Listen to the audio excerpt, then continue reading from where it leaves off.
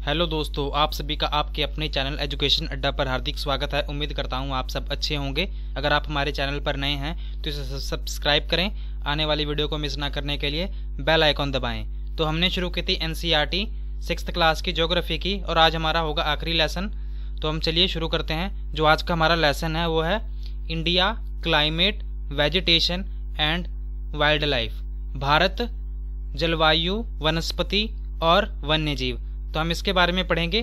जो हमने पहले चैप्टर पढ़े हुए हैं उन सभी को कॉरिलेट करते हुए चलेंगे। तो जैसा कि आप देख रहे हैं क्लाइमेट, सबसे पहले हम क्लाइमेट शब्द का मीनिंग जानने की कोशिश करेंगे कि क्लाइमेट शब्द का जो मीनिंग है वो क्या है। तो क्लाइमेट क्या होता है? क्लाइमेट होता है जलवायु। जलवायु क्या होती है? जलवायु किसी भी जगह का जो होता है 35 साल का जो एवरेज वेदर होता है उसे कैलकुलेट करके हम उसे क्लाइमेट कहते हैं। और वेदर क्या होता है? जो भी हमारी रोज का जो तापमान में चेंज होता है, जो टेम्पररी कंडीशन होती है हमारे एटमॉस्फेयर की, उसे हम क्या कहते हैं? उसे कहते हैं वेदर। यहाँ लिखा हुआ है you must know that weather is about day to day changes, कि जो दिन ब दिन चेंजेस होते हैं हमारे एटमॉस्फेयर में, जो भी हमारे एटमॉस्फेयर में जो भी चेंजेस होते हैं उन्हें हम क्या कहते हैं? उन्हें हम वेदर कहते हैं। जैसे कि टेम्परेचर में या वर्षा में या सूरज की किरणों में, इन सभी के में चेंजेस आने के कारण जो हमारा वेदर और जो क्लाइमेट होता है वो बदलता है। उन्होंने उदाहरण दिया हुआ है जैसे कि सर्दी गर्मी होती है, शरद ऋतु, ग्रीष्म ऋतु, पतझड़ ऋतु या वर्षा ऋतु। ये सारी किससे आती हैं? ये सारी इन्हीं कारकों की वजह से ही आती हैं। तो आज हम यही डिस्कस करेंगे। तो चलिए देखते हैं। सबसे पहले हमारे जो भारत में जो ऋतुएं होती हैं कब से कब तक होती हैं। जैसे कि cold weather season. Cold weather season कौन सी होती है? ये होती है सर्द ऋतु। ये कब से कब तक होती है? जो सर्द ऋतु होती है वो होती है विंटर में, दिसंबर से फरवरी तक। दिसंबर, जनवरी, फरवरी, ये कौन सी वेदर है? ये कोल्ड वेदर सीजन है, सर्द ऋतु है। और जो हॉट वेदर सीजन है, गर्मियों, ग्रीष्म ऋतु को कब से कब तक होती है? वो होती है मार्च से मई तक। मार्च, अप्रैल और मई, 3 महीने। और साउथ वेस्ट मानसून सीजन यानी कि वर्षा की ऋतु होती है जून से लेकर सितंबर तक। जून, जुलाई, अगस्त एंड सितंबर। और जो रिट्रीटिंग मानसून मतलब पतझड़ की ऋतु, ये कब से कब तक होती है? अक्टूबर से नवंबर तक। अक्टूबर, नवंबर और दिसंबर। तो सबसे पहले हम कोल्ड वेदर सीजन की बात करेंगे, शरद ऋतु की बात करेंगे। इस सीजन में क्या होता है? जो सूरज की जो ये पृथ्वी है हमारी, ये हमारा इक्वेटर है, भूमध्य रेखा या विषुवत रेखा। और ये जो ऊपर वाली है ये है ट्रॉपिक ऑफ कैंसर, ये है ट्रॉपिक ऑफ कैप्रिकॉर्न, कर्क रेखा और मकर रेखा। तो जो ये हमारा भारत कौन सी रेखा पर स्थित है? हमारी भारत है जो इस रेखा पर स्थित है। कौन सी रेखा पर? कर्क रेखा पर। तो जब भी सूरज की किरणें पड़ती हैं, सीधी नहीं पड़ती यहाँ पर, जब सूरज की किरणें इधर पड़ रही होती हैं, ठीक है, तो ऑब्वियस सी बात है यहाँ पर होगी सर्दी। तो जब यहाँ सर्दी होती है तो जो सूरज की किरणें होती हैं वो सीधी मकर रेखा पर पड़ रही होती हैं। तो यहाँ का जो तापमान है, यहाँ का जो तापमान होता है ठंडा होता है, तो इसलिए यहाँ पर सर्दी ऋतु होती है। और गर्मियों का वेदर कब आता है? ग्रीष्म ऋतु कब आती है? जब ये किरणें यहाँ पड़ने लग जाती हैं। कौन सी रेखा पर? कर्क रेखा पर। जब ट्रॉपिक ऑफ कैंसर पर ये जब सूरज की किरणें पड़ती हैं तो उसे हम ग्रीष्म ऋतु कहते हैं। और इसी ऋतु में क्या होता है? गर्म हवाएं चलने लग जाती हैं, उसे हम लू का नाम देते हैं। अब देखते हैं कि जो साउथ वेस्ट मानसून सीजन है या रेनी सीजन है, ये कब आता है? जब भी साउथ वेस्टर्न से या अरब के सागर से और बंगाल की खाड़ी से जब मानसूनी हवाएं चलती हैं तो ये अपने साथ मॉइस्चर लेकर जाती हैं। कहाँ पर? हमारे मैदानी वाले भागों में। मैदान वाले भागों में जब ये मॉइस्चर वाली पवनें लेकर आती हैं तो ये पहाड़ों से या पर्वतों से टकराती हैं। जब ये पर्वतों से टकराती हैं तो यहाँ पर बारिश हो जाती है, ठीक है। तो ये कब से कब तक होती है? ये हमारी होती है बारिश साउथ वेस्ट मानसून जून से सितंबर महीने में ये होती है, बारिश होती है जून से सितंबर महीने में होती है। तो देखते हैं अब सीजन ऑफ रिट्रीटिंग मानसून। जब वही मानसूनी पवनें वापस मुड़कर आती हैं, वहाँ से जितनी बच गई होती हैं वो वापस मुड़कर आती हैं और कहाँ जाके चली जाती हैं?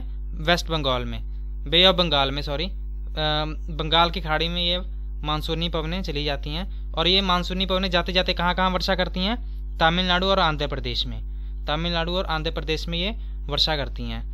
तो अब देखते हैं, ये मानसून जो शब्द है ये अरेबिक वर्ड से बना हुआ है, मौसम से। और जो हमारी भारत की खेती बाड़ी है वो मेनली इन पर ही डिपेंडेड है।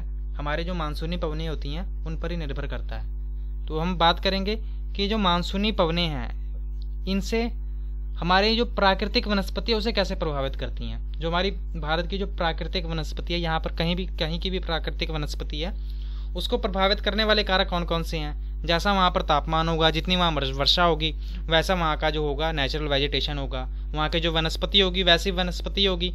तो यहाँ का जो हमारे तापमान है या ऊंचाई है, उसकी स्थिति है, समुद्र से कितनी ऊंचाई है, वहाँ का धरातल, वहाँ पर्वत हैं या प्लेन है, मैदान है या पठार है, ये सब जो बातें हैं किसी भी जगह की स्थिति को निर्धारित करते हैं कि वहाँ पर कैसा तापमान होगा या फिर वहाँ कैसी जो होगी नेचुरल वेजिटेशन होगी, प्राकृतिक वनस्पति वहाँ कैसी होगी। जैसे कि आप देखते हैं जो राजस्थान में कितनी गर्मी है और जम्मू कश्मीर में कितनी ठंड है। मुंबई वाले में अगर जाएंगे या भाग में तो वहाँ पर ठीक ठीक मौसम होता है, ना बहुत ही गर्मी होती है ना बहुत ही ठंडी होती है। क्यों नहीं होती? क्योंकि वहाँ के जो समुद्र हैं, वहाँ का जो पास में समुद्र है उससे क्या होता है, उसमें से जो निकलती हैं जब भी सूरज की किरणें पड़ती हैं पानी पर, और वो जो पानी होता है वहाँ के वातावरण में घुल जाता है, ह्यूमिडिटी बहुत ज़्यादा हो जाती है, जिसके कारण तापमान वहाँ का समान हो जाता है। इसलिए वहाँ ना बहुत ही ज़्यादा ठंड होती है ना ज़्यादा गर्मी होती है। कहाँ पर? मुंबई और कोलकाता में। और जैसे कि मासीराम है, मासीराम मेघालय में है, यहाँ पर सबसे ज़्यादा वर्षा होती है। और जैसलमेर है, और वहाँ पर दूसरी साइड देखोगे जैसलमेर में तो बिल्कुल वर्षा नहीं होती। बात करेंगे नेचुरल वेजिटेशन की, कि नेचुरल वेजिटेशन होती क्या है। नेचुरल वेजिटेशन जब कोई भी जो घास फूस होती है हमने देखी है, या कोई भी झाड़ियाँ या कोई भी पेड़ पौधे वो अपने आप ही उग जाते हैं। उनको हम मनुष्य जो ह्यूमन बींग्स हैं उसमें कोई इंटरफेयर नहीं करते, वो अपने आप उग जाते हैं, उसे हम नेचुरल वेजिटेशन कहते हैं। और ये नेचुरल वेजिटेशन किस टाइप की होगी और कौन सी जगह पर कैसी होगी ये हम निर्धारित नहीं करते, ये वहाँ की नेचुरल जो नेचुरल सिचुएशंस होती हैं वो अपने आप ही डिसाइड करती हैं। जैसे कि हमने पिछले लेसन में पढ़ा था कि जो हमारा भारत का जो भूगोल है वो कैसा है। जैसे कि उत्तर में पर्वत हैं, ठीक है, उत्तर में पर्वत हैं और कोस्टल एरियाज है, दक्षिण में रेगिस्तान है और बीच में मध्यवर्ती भागों में क्या है, वहाँ पर पठार हैं, ठीक है। तो इतने सारे जो हैं वहाँ पर सारे लैंडफॉर्म हैं, ठीक है, अलग अलग प्रकार के लैंडफॉर्म है। तो वहाँ के हिसाब से वहाँ की जो नेचुरल वेजिटेशन है वो भी अलग अलग ही होगी। जैसे कि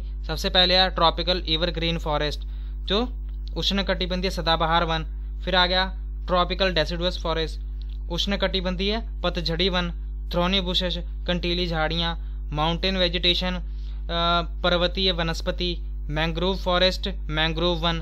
तो इन सभी के बारे में हम देखेंगे। जो सबसे पहले ट्रॉपिकल रेन फॉरेस्ट होते हैं। ट्रॉपिकल रेन फॉरेस्ट कौन से होते हैं? उष्णकटिबंधीय सदाबहार वन या वर्षा वन भी कह सकते हैं। यहाँ पर लगभग 200 सेंटीमीटर से अधिक वर्षा होती है। और यहाँ की जो रेनफॉल, जहाँ की जो वनस्पति होती है, वहाँ के जो पेड़ पौधे होते हैं बहुत ही ऊंचे होते हैं। इतने ऊंचे और इतने संघने होते हैं, इतने ज़्यादा होते हैं कि जो धूप की किरणें हैं वो इनके ऊपर ही पड़ती हैं, वो नीचे धरती की सतह पर नहीं आ पाती। और यहाँ पर इतना ज़्यादा अंधेरा होता है और बिल्कुल भी लाइट वहाँ पहुँच नहीं पाती। तो इससे क्या होता है कि वहाँ नीचे बिल्कुल भी रोशनी नहीं जाती। और ये इनके जो पेड़ पौधे हैं, यहाँ पर जो पेड़ होते हैं वो एकदम से अपनी पत्तियाँ नहीं झाड़ते, वो कुछ टाइम बाद झाड़ते हैं। अलग अलग पेड़ का अलग अलग टाइम है। तो इससे क्या होता है कि ये वन है जो कभी भी पूरी तरह झड़ते नहीं हैं, हर साल हरे भरे रहते हैं। और यहाँ की जो लकड़ होती है वो बहुत ही ज़्यादा सख्त होती है। और यहाँ पर जो हमें पेड़ पौधे मिलते हैं, जो पेड़ मिलते हैं मेन, आपको ये याद रखना है कि कौन कौन से पेड़ मिलते हैं। जैसे कि महागनी, इबोनी और रोजवुड, ये 3 प्रकार के ये पेड़ मिलते हैं। और यहाँ पर ये कहाँ कहाँ पाए जाते हैं हमारे भारत में? अंडमान एंड निकोबार, ये बंगाल की खाड़ी में है ना, अंडमान और निकोबार आइलैंड में, part of north eastern states, जो उत्तरी पूर्वी राज्य हैं वहाँ पर पाए जाते हैं, और narrow strip of western slope of western Ghat, और वेस्टर्न घाट के वेस्ट में थोड़े से पाए जाते हैं। अब आ गया ट्रॉपिकल डेसिडुअस फॉरेस्ट, उष्णकटिबंधीय पतझड़ी वन, ये कहाँ पर पाए जाते हैं और इसके बारे में देखेंगे कि ये इन्हें मानसून फॉरेस्ट भी कहा जाता है। किसे? उष्णकटिबंधीय पतझड़ी वन को हम मानसून जंगल भी कहते हैं। ये बहुत ही कम डेंस होते हैं, इनकी जो घनता होती है, यहाँ पर पत्ते इतने ज़्यादा नहीं होते। और एक टाइम ऐसा आता है जब ये अपनी सारी पत्तियाँ झाड़ देते हैं, ठीक है, किसी विशेष समय पर जो ट्रॉपिकल एवरग्रीन फॉरेस्ट या ट्रॉपिकल रेन फॉरेस्ट थे वो पत्तियाँ नहीं झाड़ते थे एक साल में, पूरे साल में एक बार भी कम्प्लीटली पत्तियाँ नहीं झाड़ते थे, पर ये झाड़ देते हैं। और ये सॉल, इसके जो एग्जाम्पल है जो जंगल में जो पेड़ पाए जाते हैं, सॉल, टीक, पीपल, नीम और शीशम। और ये कौन कौन से राज्यों में पाए जाते हैं? मध्य प्रदेश, उत्तर प्रदेश, बिहार, झारखंड, छत्तीसगढ़, उड़ीसा और कुछ कुछ महाराष्ट्र के पार्ट में भी पाए जाते हैं। ये आप इमेज देख सकते हैं, ये थोड़े से ज़्यादा डेंस नहीं है, इनकी घनता थोड़ी सी कम है। अब देखते हैं थ्रोनी बुशेस की बात करते हैं। थ्रोनी बुशेस क्या होती हैं? कंटीली झाड़ियाँ। कंटीली झाड़ियाँ जो होती हैं वो कहाँ मिलती हैं? जहाँ सूखा स्थान हो। जैसे कि यहाँ पर जो इनके जो पत्ते होते हैं बहुत ही तीखे होते हैं, जिससे वो सूखे, ये तो वैसे सूखे जगह पर उग रही हैं, तो यहाँ पर क्या होगा, इनको पानी की जो ज़रूरत होगी वो बहुत ही कम पड़ेगी।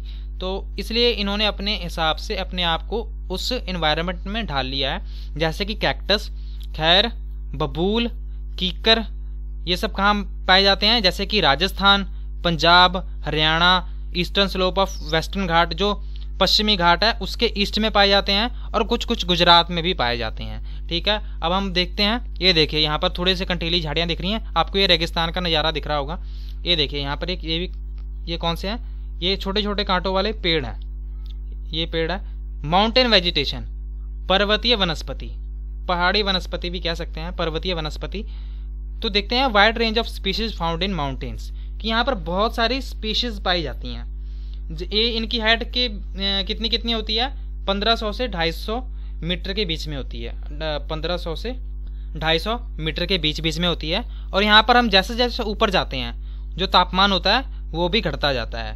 और यहाँ के जो मेन पेड़ पाए जाते हैं वो कौन से शेप में होते हैं? ये ऐसी शेप में होते हैं, ये कॉनिकल शेप में होती है, कुल्फी जैसी बनी होती है।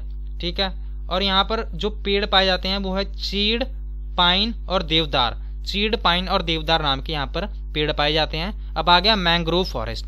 मैंग्रोव फॉरेस्ट कहाँ पाए जाते हैं? जहाँ का जो पानी होता है वो बहुत ही खारा होता है। कैसे? नमकीन होता है थोड़ा सा पानी। वो फिर आप अंदाज़ा लगा सकते हैं कि ऐसी कौन सी जगह होगी जहाँ पर नमकीन होगा। फिर ऑब्वियस सी बात है वहाँ पर समुद्र होंगे। कौन सा समुद्र? इन्होंने बात की है सुंदरबन डेल्टा की, सुंदरबन की बात की है इन्होंने। सुंदरबन कहाँ है? वेस्ट बंगाल में है। वेस्ट बंगाल किसके पास है? बंगाल की खाड़ी के पास। और यहाँ पर सुंदरबन जो है यहाँ पर कौन से पाए जाते हैं? मैंग्रोव फॉरेस्ट पाए जाते हैं। और मैंग्रोव फॉरेस्ट ये वेस्ट बंगाल में पाए जाते हैं और अंडमान एंड निकोबार आइलैंड में पाए जाते हैं, क्योंकि वो अरेबियन बंगाल की खाड़ी में ही स्थित है ना, अंडमान एंड निकोबार भी। ठीक है, और लक्षद्वीप कहाँ है? ये भी वहीं पर स्थित है। तो यहाँ पर जो सुंदरबन है उसका नाम कैसे पड़ा? एक सुंदरी नाम की एक स्पीशीज है ट्री की, जो कि मैंग्रोव फॉरेस्ट में पाई जाती है, इसलिए इसका नाम सुंदरबन पड़ा। और विश्व का सबसे बड़ा डेल्टा कौन सा है? सुंदरबन डेल्टा ही है। ये भी जीके का क्वेश्चन बन सकता है। अब ये हमारे लिए फॉरेस्ट जरूरी क्यों है? अब बात करेंगे कि forest, why the forest are necessary, हमारे लिए जो जंगल हैं वो इतने महत्वपूर्ण क्यों हैं? तो सबसे पहली बात, वो हमें ऑक्सीजन देते हैं, कार्बन डाइऑक्साइड एब्जॉर्ब करते हैं, उनसे हमें लकड़ियाँ मिलती हैं, बारिश उनसे होती है, मृदा अपरदन है जो सॉइल इरोजन है वो उससे रुक जाती है, हमें मेडिसिन मिलती हैं। ठीक है, और क्या मिलता है? हमें फ्रूट्स भी मिल सकते हैं वहाँ पर।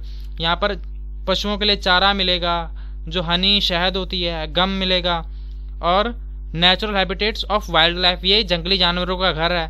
और नेचुरल वेजिटेशन को हम आजकल क्या कर रहे हैं? हम इसे तबाह करते जा रहे हैं, जैसे कि हम इसको काटते रह रहे हैं। ठीक है, इतने तेज़ी से वनों को काटा जा रहा है, आबादी विश्व की बहुत तेज़ी से बढ़ रही है, घरों की ज़रूरतें बढ़ रही हैं, तो इसलिए वनों को बहुत ही तेज़ी से काटा जा रहा है। तो आप देखिए यहाँ पर number of things which are provided by the trees and jungles.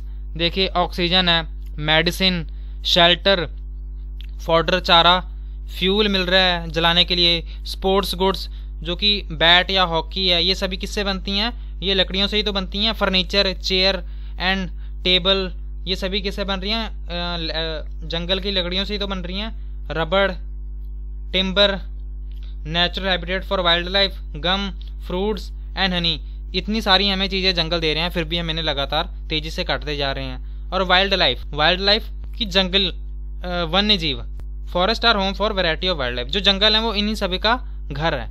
ठीक है, यहाँ पर बहुत सारे हजारों स्पीशीज हैं जो यहाँ पर बने हुए हैं, जैसे reptiles, amphibians and mammals, birds, insects and worms which dwell in the forest. ये सभी जो जानवर हैं, रेप्टाइल्स कौन से जानवर होते हैं? जो पानी में रहते हैं। एम्फीबियन कौन से होते हैं? जो पानी में भी रहते हैं और धरती पे भी रहते हैं। मैमल्स कौन से होते हैं? जो जीव बच्चे देते हैं, जैसे कि हम भी मैमल्स हैं, बर्ड्स आपको पता है, इंसेक्ट्स कीड़े मकोड़े, और नेशनल एनिमल जो टाइगर है वो हमारा नेशनल एनिमल है। और ये कहाँ पाया जाता है मेन, ये गिर फॉरेस्ट गुजरात में पाया जाता है। यहाँ पर एशियाटिक लॉयन पाए जाते हैं। और जो एलिफेंट है और राइनो वन हॉर्न राइनोसोरस हैं, ये जो हमारा काजीरंगा नेशनल पार्क कहाँ पाया जाता है, असम में पाया जाता है। Elephants are also found in Kerala and Karnataka, जो एलिफेंट्स हैं वो भी केरला और कर्नाटका में पाए जाते हैं। जो कैमल और वाइल्ड एसेस हैं वो कहाँ पाए जाते हैं, वो ग्रेट इंडियन डेजर्ट वो मारुथलो में पाए जाते हैं और रन ऑफ कच्छ में पाए जाते हैं, रन ऑफ कच्छ में। और जो वाइल्ड गोट्स हैं, जंगली बकरियां हैं, और जो स्नो लेपर्ड और बियर्स हैं, भालू हैं, ये कहाँ पाए जाते हैं, हिमालय रीजन में पाए जाते हैं। और यहाँ पर और भी बहुत सारे जानवर पाए जाते हैं जैसे कि monkey, wolf, jackal, nilgai and cheetah, ये सब वहाँ पाए जाते हैं। अब नेशनल बर्ड कौन सा है हमारे कंट्री का, वो है peacock.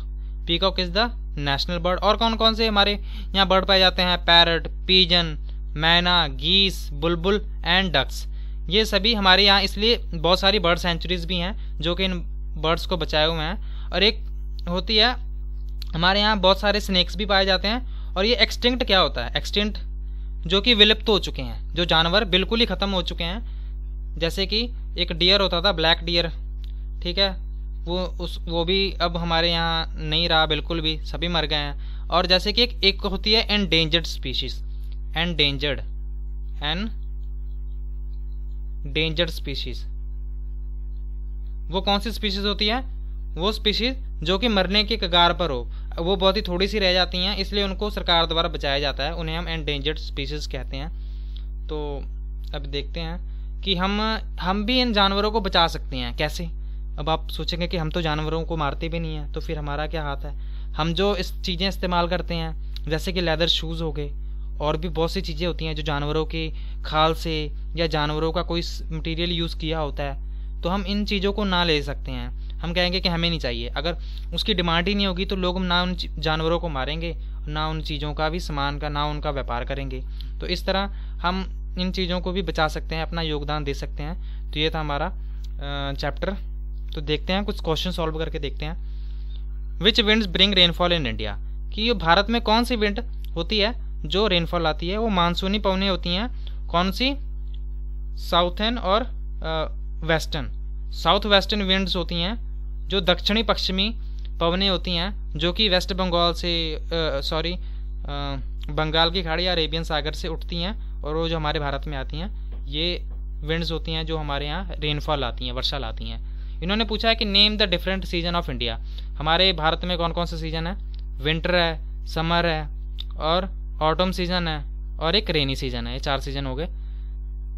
What is natural vegetation, प्राकृतिक वनस्पति क्या है, जो कि बिना किसी ह्यूमन बीइंग के इंटरफेरेंस से अपने आप उग जाए, कि उसको किसी की ज़रूरत नहीं होती, तो वो अपने आप प्राकृतिक तरीकों से उग जाए, उसे हम नेचुरल वेजिटेशन या प्राकृतिक वनस्पति कहते हैं। Name the different types of vegetation found in India, कि जो डिफरेंट टाइप्स की वेजिटेशन है, प्राकृतिक वनस्पति है जो भारत में पाई जाती है, हमें उनका नाम बताना है। तो कौन कौन सी है जो डिफरेंट टाइप्स ऑफ वेजिटेशन पाई जाती हैं, तो उनके कौन कौन से नाम है। तो सबसे पहला था tropical rain forest, tropical deciduous rain forest, mangrove forest, mountain forest और थ्रोनी बुशेस, ये सारे थे। What is the difference between evergreen forest and deciduous forest, evergreen forest होते हैं जो सारा साल हरे भरे रहते हैं, इनकी पत्तियां कभी नहीं झड़ती, इनके यहाँ बारिश भी 200 सेंटीमीटर से ज़्यादा होती है, इनका जो डेंसिटी है उन पेड़ों की बहुत ज़्यादा होती है। और जो डेसिडुअस होते हैं ये एक टाइम पर आके सारे झड़ जाते हैं, यहाँ पर बारिश एवरग्रीन के मुकाबले थोड़ी सी कम होती है,